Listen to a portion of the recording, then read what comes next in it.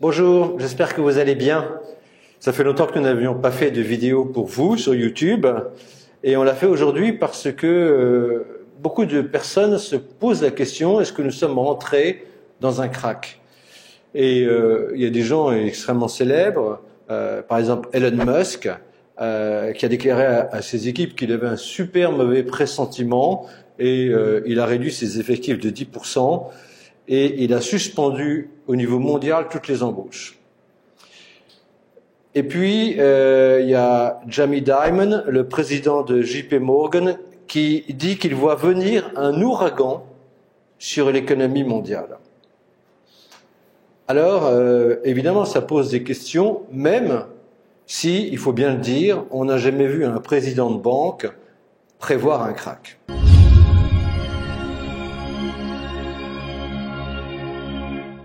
On doit tout de même se poser la question, et ce que l'on peut dire aujourd'hui, c'est que le phénomène central de toute cette agitation, c'est la montée fulgurante de l'inflation partout dans le monde. Si on prend le dernier chiffre d'inflation aux États-Unis, celui du mois de mai, on a 8,6% d'inflation en rythme annuel, dont plus 1% sur le mois. Et si on prend l'inflation sous-jacente, donc si on retire les éléments exogènes les plus volatiles, l'énergie, l'alimentaire, on a 6% en annuel, tout de même, c'est considérable, et plus 0,6% sur le mois. À partir de cette constatation, il y a deux questions, à notre avis, qui se posent. La première question, c'est est-ce que cette inflation va générer une baisse d'activité, voire une récession? Alors, a priori oui, parce que, en tout cas une baisse d'activité, parce que si on regarde par composant l'inflation du mois de mai, eh bien sur un an, l'alimentation fait plus 10%, et sur un mois, elle fait plus 1,2%. Et si on prend l'énergie, sur un an, elle fait plus 35%, et sur un mois, elle fait plus 3,9%. Et ce qu'il faut bien comprendre, c'est que l'énergie et l'alimentation, c'est deux composants de ce qu'on appelle la consommation contrainte. C'est-à-dire, vous ne pouvez pas arrêter de manger, et vous ne pouvez pas arrêter d'aller au travail et de prendre votre voiture pour le faire, surtout dans un pays comme les États-Unis, ou même faire vos courses au supermarché. Prenez votre voiture. Bon. Et donc, la hausse du coût de l'énergie, si on la calcule en Europe, la seule hausse du coût de l'énergie, elle représente un surcoût qui a été estimé à 250 milliards d'euros en 2022 pour les ménages européens. C'est absolument considérable. Alors aux États-Unis, c'est à peu près le même ordre de grandeur. Bon, la deuxième chose, donc ça veut dire que les gens ont moins d'argent pour consommer, si vous voulez, pour la consommation discrétionnaire, celle qui compte le plus, hein, ils ont moins d'argent. Parallèlement à ça, on a une hausse des salaires qui vise à compenser cette reprise de l'inflation, mais si on regarde la hausse des salaires aux États-Unis, elle est un peu supérieure à 5%, et donc inférieure de environ 3 points à l'inflation. Donc ça veut dire que la seule hausse des salaires ne permet pas de compenser l'inflation, et le différentiel de 3 points va se retrouver dans le PNB, alors même que l'inflation représente aux États-Unis 70% du PNB. Troisième élément, parallèlement à ces deux éléments, on a eu hier une hausse des taux d'intérêt de la Réserve fédérale américaine. Alors il faut savoir que la Réserve fédérale américaine avait d'ores et déjà lancé ce qu'on appelle un quantitative tightening le 1er juin, qui a lieu à partir du 1er juin, au rythme de 47,5 milliards de dollars par mois. Ça veut dire concrètement, si vous voulez, que la Banque centrale qui autrefois achetait des titres sur le marché pour soutenir le marché obligataire, et donc ça générait une injection de liquidité, là, elle se met à vendre pour 47,5 milliards d'obligations par mois sur le marché. Donc, ça veut dire qu'elle retire 47,5 milliards par mois de liquidité du marché obligataire. Et elle compte doubler ce montant à partir de septembre pour le monter à 95 milliards. Vous voyez, c'est des montants tout de même très significatifs. Parallèlement à ça, hier, elle a décidé de monter les taux de 0,75%. Vous avez tous lu ça dans la presse. 0,75%, c'est une marche sérieuse qu'elle n'a quasiment jamais pratiquée. Et donc les taux sont maintenant entre 1,5 à 1,75%.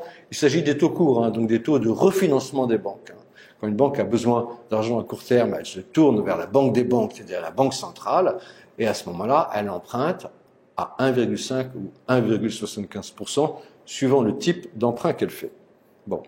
Alors évidemment, cette hausse des taux, elle va peser d'abord sur la consommation, par le biais du crédit à la consommation, qui, vous savez, est très important aux États-Unis, moins en Europe, hein, ça pèsera en Europe aussi, mais moins. C'est surtout aux États-Unis que les choses se jouent en ce moment. Mais bon, les États-Unis, c'est le marché directeur, hein, sur toutes les dimensions. Et puis, ça va également peser, et ça pèse déjà de manière très significative sur les taux hypothécaires, c'est-à-dire quand un ménage emprunte pour acheter une maison dans une banlieue américaine, eh ben, les taux ont énormément monté, et donc ça veut dire qu'ils vont continuer à monter, et donc ça, c'est en train de générer une baisse assez significative de l'immobilier américain. Et donc la baisse de l'immobilier américain, plus la baisse de la bourse, que tous ces éléments génèrent, eh bien, engendre en plus un effet patrimoine négatif. Vous voyez, toutes ces dimensions, ça ne peut pas ne pas générer une baisse d'activité. Alors la deuxième question qu'il faut se poser immédiatement, c'est bon, mais est-ce que cette inflation qui génère une baisse d'activité, est-ce qu'elle est durable? Alors la première chose qu'il faut bien voir dans cette inflation, c'est que son origine, c'est un choc d'offres. Hein. Alors pourquoi on peut être un peu plus optimiste ou moins négatif sur la durabilité de l'inflation? C'est d'abord que ce choc d'offres, il a pour première cause la reprise post-Covid qui a été extrêmement forte. Hein. Et elle a généré une très forte augmentation de la demande, alors même que, on l'a souvent dit chez Hibou, les entreprises, au moment de la crise du Covid, avaient vendu leur stock pour récupérer leur trésorerie, et donc il y a eu un double effet, elles ont dû faire face à la forte hausse de la demande, et en plus, elles ont dû refaire leur stock. Donc il y a eu un double effet sur toute une série de matières premières, de biens intermédiaires, etc. Bon, mais alors, on vient de dire que l'inflation générait une baisse de l'activité, donc de la demande. Bon, alors s'il y a une baisse de la demande, ben, ça veut dire que la pression qu'on a connue sur l'ensemble des matières premières, etc., va diminuer. Hein. Faut bien avoir ça en tête. C'est un élément positif.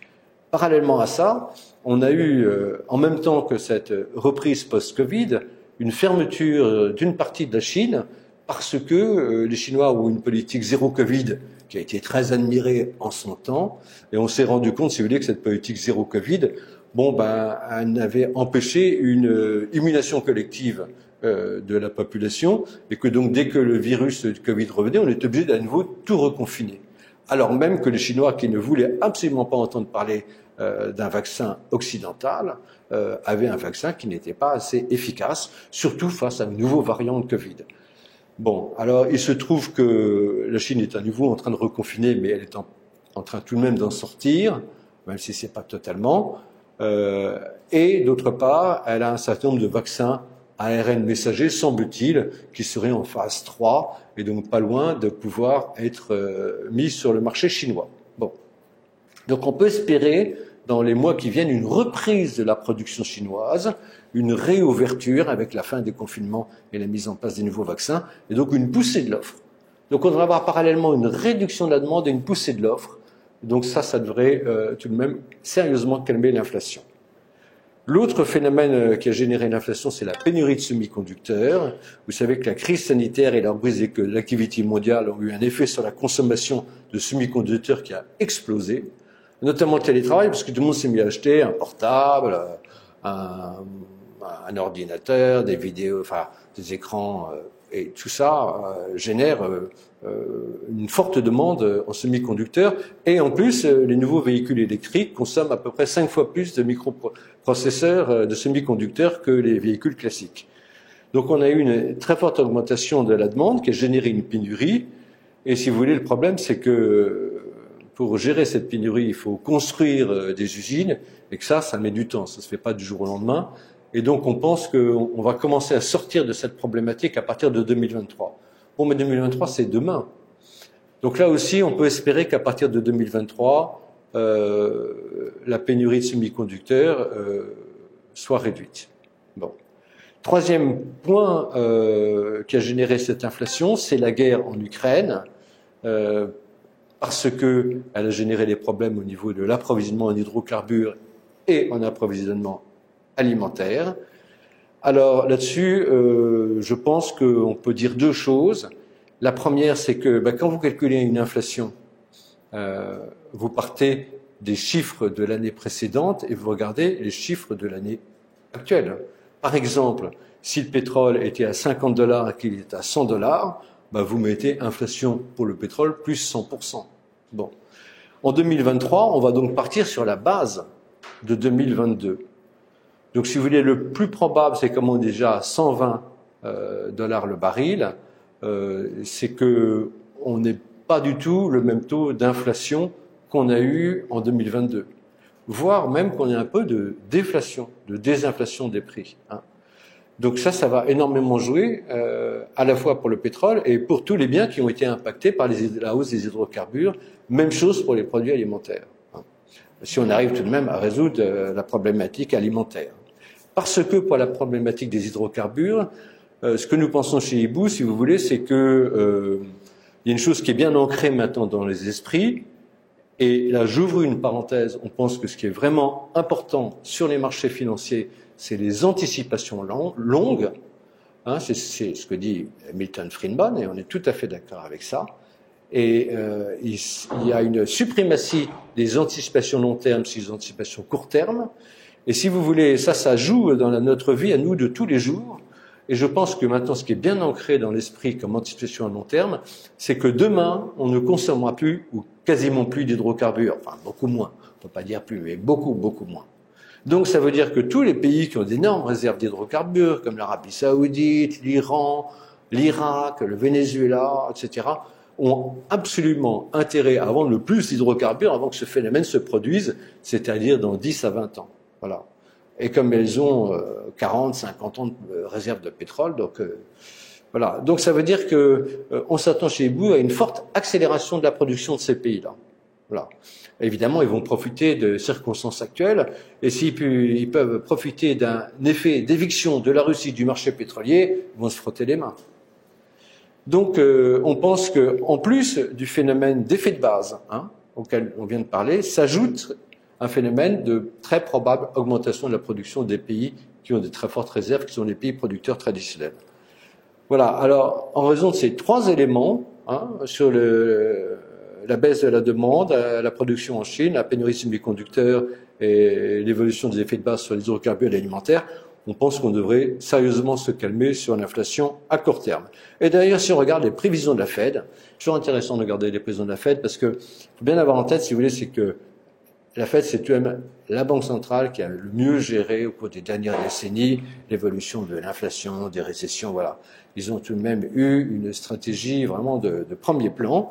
Et là, on vous met les prévisions de la Fed qui viennent d'être divulguées à l'occasion de la hausse des taux.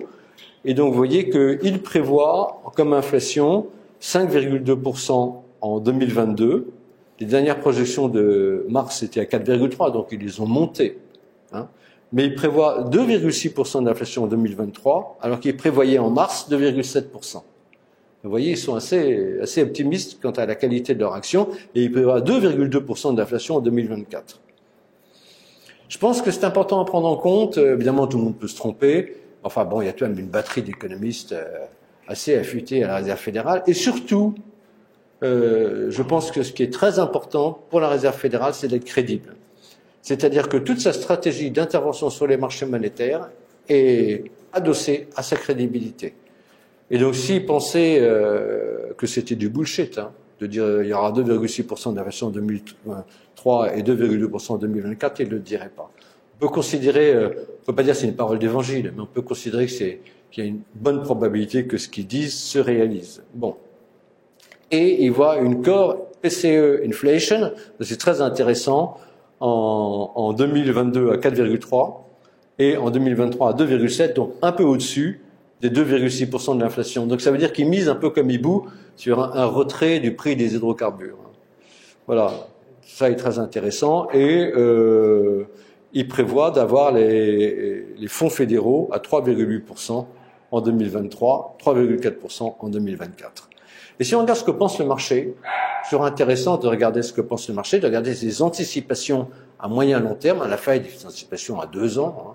Regardons ce que pense le marché. Et donc pour ça, il fallait regarder les taux des obligations du Trésor américain. Et si vous avez regardé les obligations du Trésor américain à 2 ans, elles sont à 3,32%. Ça veut dire que si vous empruntez, quand le Trésor, le gouvernement américain, emprunte à 2 ans, il emprunte à 3,32%. Maintenant, vous voyez, on vous a mis les 3 ans, 4 ans, 5 ans jusqu'à 10 ans. Et il n'y a pas d'évolution. À 3,32% à 2 ans, on est à 3,54% à 5 ans et à 3,44% à 10 ans. C'est-à-dire que vous n'avez aucune quantification de la courbe des taux, elle est totalement plate. Qu'est-ce que ça veut dire? Ça veut dire que les marchés estiment que la Réserve fédérale va gagner son combat contre l'inflation et que donc il n'y aura pas plus d'inflation dans 5 ans ou dans 10 ans qu'aujourd'hui. Voilà. C'est vraiment très intéressant. Sur la durabilité, l'opinion du marché sur la durabilité de l'inflation. Bon, alors, qu'est-ce qu'on peut dire tout de même maintenant de manière plus littéraire sur cette inflation à moyen et long terme et sa durabilité? On peut dire tout de même qu'il y a des facteurs, alors au-delà des facteurs à court terme, très très différents des facteurs à court terme, qui, on pense chez Hibou, vont tout de même contribuer à générer de l'inflation. Et on en voit essentiellement 3. Les premiers, c'est les relocalisations. Si vous voulez, pendant la crise du Covid, l'ensemble des gouvernements, les opinions publiques, les industriels ont été frappés par les problématiques du fait qu'un certain nombre de biens, dont les biens stratégiques, étaient produits en Asie, dont en Chine, et que donc quand il y avait une crise, tout à coup, ils étaient plus accessibles, que ce soit des produits pour la santé, des semi-conducteurs justement, et donc ça, c'est pas possible. Quand vous êtes un industriel, vous ne pouvez pas dépendre si tous les semi-conducteurs sont fabriqués à Taïwan. Je caricature, Taïwan et en Corée. Vous ne pouvez pas dépendre si demain il y a un tsunami en Corée, il y a un tremblement de terre à Taïwan, bon ben tout s'arrête. Donc c'est pas possible. Donc il y a des relocalisations dans ces domaines-là et dans d'autres, notamment à cause de hausse du coût du prix du fret, multiplié par 10 tout de même. Eh bien, si vous voulez. Tout ça fait que il y a une tendance lourde, on pense chez les bouts vraiment lourde, long terme, aux relocalisations. Et quand on relocalise, ça veut dire qu'on achète plus cher, on produit plus cher. Hein. On n'a pas les mêmes coûts de production que les Chinois, les Indonésiens, les Philippins, etc. Bon, ça c'est le premier point qui, à notre avis, est durable. Deuxième point, c'est qu'on s'est lancé dans une transition énergétique et que, fabriquer de l'énergie à partir de l'éolien dans les montagnes rocheuses ou dans les grandes plaines du Midwest, ça coûte plus cher que d'extraire du pétrole dans le désert d'Arabie Saoudite pour fabriquer de l'énergie. Voilà, c'est assez simple. Et que donc cette transition énergétique, elle va coûter, d'abord parce qu'elle va coûter très cher en investissement qu'il va bien falloir rentabiliser. Voilà, ça va coûter plus cher. Et puis d'une manière générale, et ça c'est l'époque, on a la montée des normes. Partout, il y a la montée des normes. Nous on le voit dans notre métier, vous devez sûrement le voir dans votre métier. Voilà, et donc la montée des normes, ça signifie que tout coûte plus cher. Et donc ça c'est un phénomène qui devrait faire qu'il devrait y avoir un peu plus d'inflation de manière durable. En contrario, il y a des éléments qui vont favoriser la désinflation. Le premier, c'est que on va beaucoup investir dans les capacités de production, notamment avec les relocalisations. Si on fait une relocalisation, ça ne veut pas dire qu'on détruit l'usine qui était en Asie. Donc on va augmenter les capacités de production, notamment dans les semi-conducteurs. L'Europe prévoit de multiplier par 4 sa production. Les États-Unis ont lancé un programme d'investissement de 50 milliards de dollars. Vous voyez, c'est très très gros. Donc ça va peser à la baisse sur une des composantes fortes de l'inflation aujourd'hui. Il va y avoir avec les investissements en cours, avec l'ouverture de la Chine, avec le développement en général, une reprise des productions et donc un retour de la concurrence. Bon, si vous voulez le prix des bagnoles, par exemple, aujourd'hui, les constructeurs gagnent beaucoup d'argent en vendant peu de voitures parce qu'il n'y a pas de concurrence, donc ils font pas de rabais. Bon, quand tout le monde va pouvoir, les composants vont revenir, tout le monde va pouvoir produire des voitures, va à nouveau y avoir de la concurrence et tout le monde va être obligé de se mettre à refaire des rabais. Mais le premier moyen de lutter contre l'inflation, c'est tout de même la concurrence. Donc il faut savoir qu'elle va revenir. Et donc ça, c'est un phénomène très favorable à la désinflation. Voilà. Et puis, sur la longue route, ce qu'on pense fondamentalement chez Hibou, c'est qu'on est très favorable à la thèse qui avait été développée par le Boston Consulting Group, qui est ce qu'on appelle l'effet sur les prix de la courbe d'expérience, ce qui veut dire que plus on produit d'un bien, plus le prix de ce bien baisse. Si vous produisez pour 10 milliards de dollars de mémoire flash, vous avez par exemple un prix de 100 euros pour, je sais pas, 1000 ou 10 000 mémoires flash. Et puis si vous augmentez la production, vous doublez la production, vous allez pouvoir baisser votre prix de 20 ou 30%. Parce qu'il va y avoir des économies d'échelle. Donc ça veut dire, si vous voulez, que l'économie, dès lors qu'il y a de la croissance, plus il y a de croissance, ça c'est contre-intuitif, hein. Plus il y a de croissance, plus l'économie est désinflationniste. Parce que plus la courbe d'expérience est là, plus on produit de biens et donc plus le prix des biens baisse.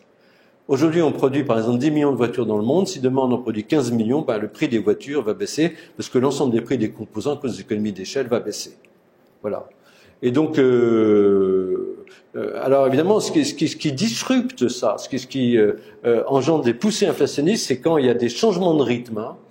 C'est pas la course marathonienne qui génère de l'inflation. C'est quand tout à coup, tac, l'économie part fortement à la hausse. Exactement ce qui s'est passé avec les crises, avec la sortie post-Covid, qui a été accentuée par la guerre en Ukraine et les confinements en Chine. Il y a eu tout de même la conjonction extraordinaire de trois éléments qui n'ont pas vocation à durer. Sur la longue route, il faut bien comprendre que les pays en voie de développement, ils vont pas arrêter de se développer. Pardon, on dit les pays en développement, vont pas arrêter de se développer. Et donc, forcément, comme ils sont beaucoup plus nombreux, on va produire beaucoup plus de voitures, beaucoup plus de frigidaires, beaucoup plus de télévisions, beaucoup plus d'ordinateurs, etc., etc. Et donc, tout ça est fondamentalement désinflationniste. Voilà. Et donc, si on met tout ça ensemble, nous, ce qu'on pense chez Hibou, c'est que sur la longue route, on va avoir un peu plus d'inflation que ce qu'on a eu depuis, 10 ans. Parce que 10 ans, on ne peut pas oublier qu'il y a eu la crise de 2008, il y a eu la crise du Covid, tout ça a été dans un premier temps désinflationniste, voire déflationniste, mais que on va avoir un peu plus d'inflation, mais pas tant que ça. Donc on pense plutôt qu'on va avoir une inflation normalisée autour de 2%, 2-3%, voilà ce qu'on a toujours eu. Hein. Regardez l'inflation au 19e siècle, 100 ans à 3%. Bon. Si on regarde l'influence de la hausse des taux, parce qu'on vous l'a dit, pour lutter contre la flambée d'inflation qu'on vient d'avoir, les banques centrales ont fait une hausse des taux, ont généré une hausse des taux, et tout le monde a eu dans la tête qu'il allait y avoir de l'inflation, donc les taux longs sont bien montés. Et donc la question qui se pose face à cette question, une fois qu'on a traité le problème de l'inflation, c'est de dire l'impact de l'inflation, c'est la hausse des taux, et donc est-ce que cette hausse des taux, elle génère un krach obligataire, ou est-ce qu'on est dans une normalisation du marché? Alors, on va regarder ça de près. On vous a mis des graphiques. On vous a mis ici les graphiques qu'on a tirés de Boursorama, un site magnifique que vous pouvez utiliser pour vos investissements. C'est totalement gratuit, contrairement à Hibou, qui, comme vous savez, est payant. Mais bon, il y a beaucoup de valeur ajoutée chez Hibou. Et donc, ici, on vous a mis le graphique de l'obligation américaine à 10 ans sur 5 ans. Et donc, vous voyez, on a une hausse qui s'est un peu accélérée depuis quelques mois. Mais bon... c'est assez ordonné. Hein. Moi, je sais pas, c'est ça qui m'a frappé. Je sais pas si ça vous frappe, mais moi, je me suis dit, ah oui, par rapport à tout ce qu'on lit dans la presse, ça monte, c'est vrai, hein, parce que bon, on est à 3,44, mais c'est pas un krach, hein, c'est monté progressivement. Hein. Voilà, donc ça monte, mais en ordre. Voilà. Et on revient sur des niveaux, vous voyez, le niveau de 2018, hein, on est revenu au niveau de 2018. Hein. Voilà, juste avant la réduction d'activité qu'on a vue dans cette fin d'année. Voilà. Et si on vous met ici le graphique de cette même obligation sur 20 ans, et on vous a grisé en vert le niveau où était l'obligation à 10 ans avant la crise de 2008. Hein, parce qu'on pense, si vous voulez, qu'il faut considérer que la crise de 2008, c'est une énorme parenthèse qui s'ouvre et qui se referme maintenant. Dont la durée a été un peu accentuée avec les crises du Covid. Elle se referme maintenant. Donc on revient, Est-ce qu'on revient sur les conditions d'avant 2008? Oui, on l'a mis en vert. Vous voyez, on réintègre les obligations américaines, le niveau des taux commence à peine à réintégrer le niveau qu'il avait avant 2008. On vivait très bien avant 2008, hein. Même il y a eu beaucoup de croissance. Donc il ne faut pas s'inquiéter de ce niveau. C'est pas un niveau qui va empêcher la croissance. Encore une fois, ce qui est pas gênant, c'est pas tellement le niveau des taux, c'est la manière dont les ajustements se font. Et vous voyez, ils se font vite, mais tout de même dans l'ordre. Alors, on va regarder la France. Et la France, vous voyez, les taux sont en train de monter assez sérieusement. On est à 2,24% sur le 10 ans. Enfin, au moment où on écrit où on tourne cette vidéo pour vous. Et on vous a mis là aussi grisé en vert. En vert, on vous a mis le niveau des taux avant la crise là de 2012, parce que le tournant pour l'Europe c'est 2012, hein, parce qu'il y a eu une crise en Europe après la crise de 2008 qui a été la crise de la zone euro, la crise de la Grèce, je ne sais pas si vous vous souvenez, ça a été terrible. Bon, eh ben on n'y est pas encore, donc ça veut dire que on va la réintégrer, mais là aussi c'est des choses tout à fait normales. Alors, en revanche, on vous a mis ici le graphique du 10 ans français sur les 5 dernières années. Et alors là, c'est différent par rapport aux États-Unis. Enfin, nous, c'est l'impression qu'on a. Et ça nous a beaucoup frappé. C'est-à-dire que la hausse des taux français, elle est brutale, hein. C'est pas comme... Je dis, ça va vite, mais ça monte en sinusoïdal.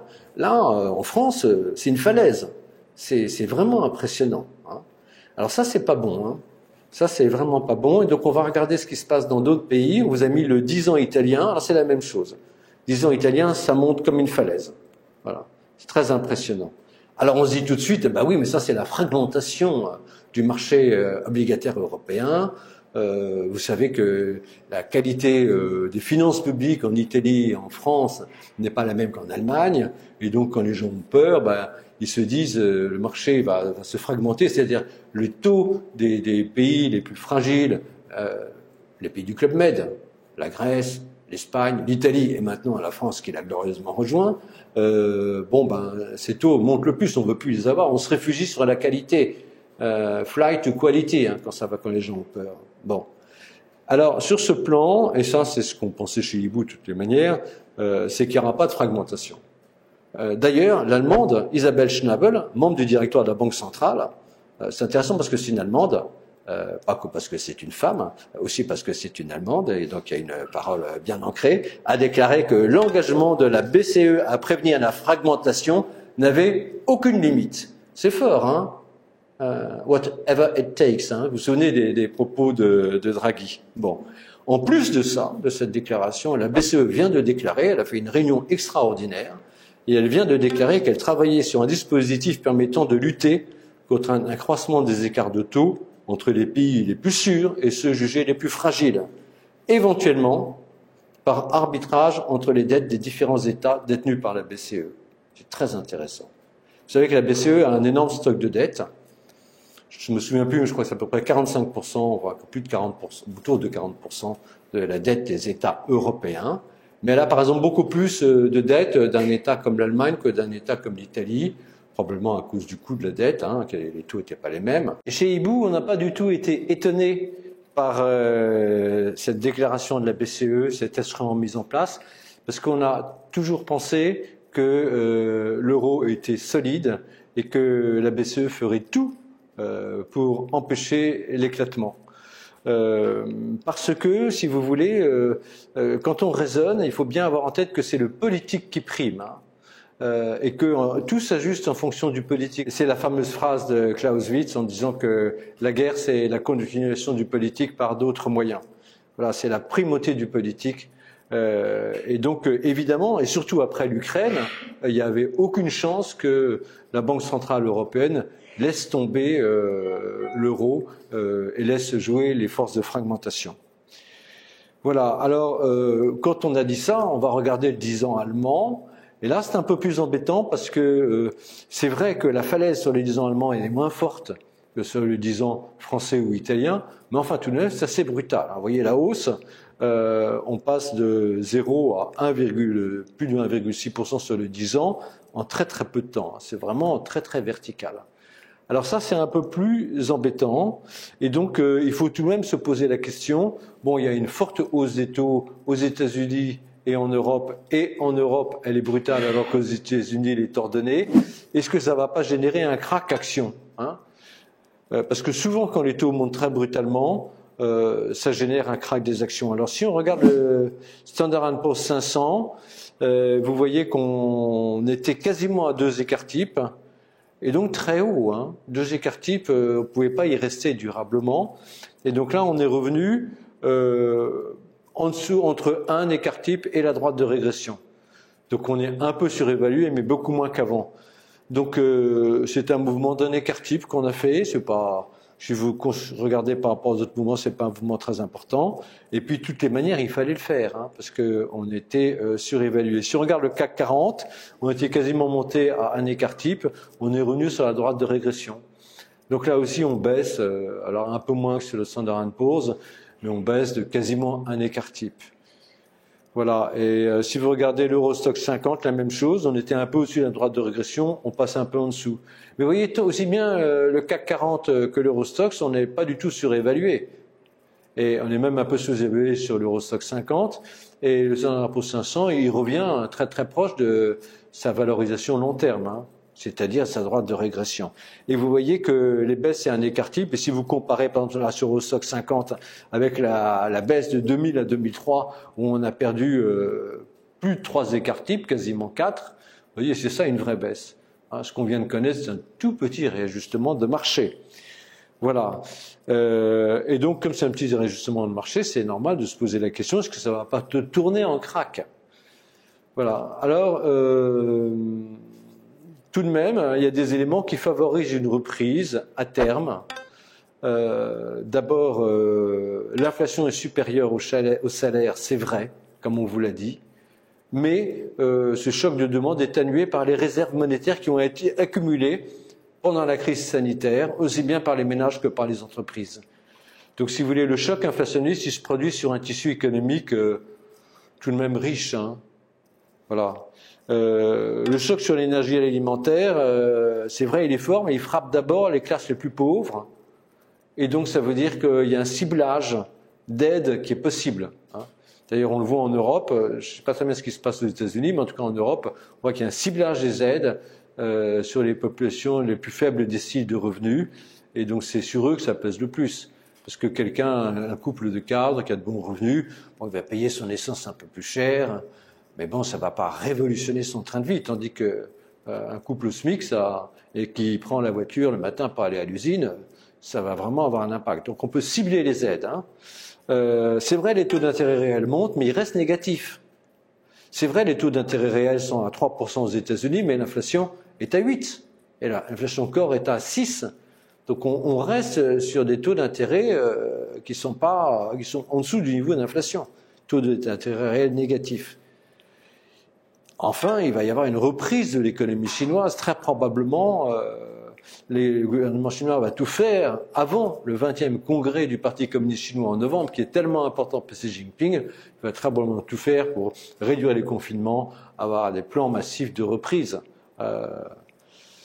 Et puis, à plus moyen long terme, il y a tous les impacts positifs à venir sur la croissance occidentale, des investissements publics en infrastructure, en transition énergétique et en défense, hein.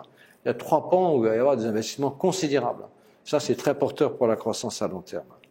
Alors, en conclusion, chez Ibu, mais on ne prétend pas détenir la vérité parce que les marchés financiers sont des systèmes complexes, et puis il peut y avoir des phénomènes auto-entretenus, hein, vous savez, comme les maladies auto-immunes. Il peut y avoir une baisse qui s'auto-entretienne et qui débouche sur un crack. Et ce crack lui-même peut déboucher sur une baisse d'activité plus forte. Mais globalement, si vous voulez, on pense que la probabilité penche plutôt pour un scénario qu'on appelle, nous, de normalisation. Nous avons l'impression que nous sommes sur une normalisation des marchés. Ça veut dire quoi? Ça veut dire un retour des rémunérations obligataires sur leur niveau historique, qui est cohérent avec les objectifs d'inflation à long terme des banques centrales, un retour des bourses sur leur droite de régression ou à un niveau proche, un retour de l'ensemble des secteurs sur leur niveau historique, et ça veut dire qu'on devrait avoir, on a déjà commencé à avoir, ça devrait continuer, un effacement à la fois des surcotes excessives de certains secteurs, mais également des décotes excessives d'autres secteurs. Et comment on peut voir ça? Eh bien, on vous a mis le graphique du Nasdaq. Vous voyez, le Nasdaq était quasiment à 2 écarts types. Vous voyez, maintenant, on est un tout petit peu au-dessus de la droite de régression, mais on s'en rapproche. Vous voyez, même le cours du Nasdaq qui a été l'élément le plus flamboyant de ces dernières années, eh bien, il est en train de se normaliser. Mais c'est pas la déroute, il se normalise. En contrepartie, l'Eurostoxx Mid, c'est-à-dire les actions moyennes de l'Eurostoxx, de l'Europe, eh bien, vous voyez, elles sont entre 1 et 2 écarts types, ben, elles sont très sous-évaluées et on pense chez vous qu'elles vont revenir sur la droite de régression. Donc, il y a le Nasdaq, ça va continuer à baisser, comme le 100 pour 500, ça va revenir sur la droite de régression, mais l'Eurostoxx Mid, ça va remonter. Alors, peut-être pas tout de suite, mais sur les prochains mois, prochaines années, ça va. Hibou pense que ça va remonter, ça va se normaliser. Alors, quelques exemples de titres pour vous montrer un peu le travail qu'on fait chez Hibou, parce qu'on pense que voilà, la situation actuelle, elle offre des occasions, des opportunités d'investissement assez exceptionnelles si on veut bien avoir un horizon à 2-3 ans. Un titre comme Amundi, leader européen de la gestion d'actifs, c'était extrêmement bien géré, extrêmement récurrente, extrêmement solide. Et vous savez que la gestion d'actifs, c'est extrêmement porteur parce que plus les gens ont d'épargne, donc plus la population vieillit, plus la gestion d'actifs, puis dans le monde émergent, plus les gens s'enrichissent, plus ils ont des actifs à gérer. Donc comme Amundi, une société qui se mondialise notamment dans les émergents, il y a une énorme probabilité de hausse. Et vous voyez, sur Amundi, on est en dessous de 2 écarts types. Donc, il y a une possibilité un potentiel de réévaluation extrêmement important. Quand on pense qu'Amundi, le seul coupon rapporte plus de 8% de rendement. Vous voyez, c'est très exceptionnel. Un autre exemple, Banco Santander, très belle banque espagnole, présente à la fois en Europe, mais également dans les pays émergents de manière très significative. On est entre 1 et 2 écarts types, c'est une banque extrêmement solide. Là aussi, elle devrait être favorisée, elle, par la hausse des taux, comme tout le secteur bancaire. Et donc là aussi, il y a un potentiel de revalorisation important. Donc les marchés actuels, dans leur baisse, ils ont ouvert des fenêtres très intéressantes d'investissement qu'on vous déploie, bien sûr, qu'on vous ouvre chez Hibou pour vous aider à gagner de l'argent. En contrepartie, vous voyez un titre comme LVMH, ben on reste entre 1 et 2 écarts types au-dessus de la droite de régression. Donc la normalisation n'est pas finie chez LVMH. Ça devrait continuer à baisser. Alors peut-être qu'on va le faire de manière horizontale jusqu'à rejoindre la droite de régression. Mais bon, il y avait une surévaluation à effacer. Voilà. Dassault Systèmes, la même chose. Vous voyez, c'est très intéressant. Dassault Systèmes, c'est une des plus belles sociétés au monde, une des plus belles sociétés françaises. On a très envie d'acheter chez Hibou. On était très surévalué, quasiment à 2 écarts types. Là, on revient vers la droite de régression. Voilà, dans quelques temps, on va pouvoir l'acheter. Voilà. Donc, voilà, chez Hibou, on vous recommande, si vous voulez, de ne pas avoir peur dans les circonstances actuelles, de rester extrêmement rationnel, de voir qu'il y a des éléments qui font que des titres et des marchés devraient encore baisser, des titres et d'autres marchés devraient remonter. Voilà, séparer le grain de l'ivraie. Et puis, vous dire que tout de même, regardez ce qu'on vient de traverser en Occident et même dans le monde. On vient de traverser tout de même la crise du Covid qui a été une crise terrifiante, si on veut bien la regarder. Bon, on s'en est sorti. Donc vous voyez ce qui se passe actuellement, la hausse du prix des matières premières qui engendre toute cette agitation, c'est tout de même un tout petit problème par rapport à ce que nous venons collectivement de traverser. Donc n'ayez pas peur, restez rationnels. Sachez voir que dans la période actuelle, il y a des magnifiques occasions, opportunités d'investissement à moyen terme et que donc nous vous conseillons de les saisir. Voilà, à très bientôt avec l'équipe Hibou.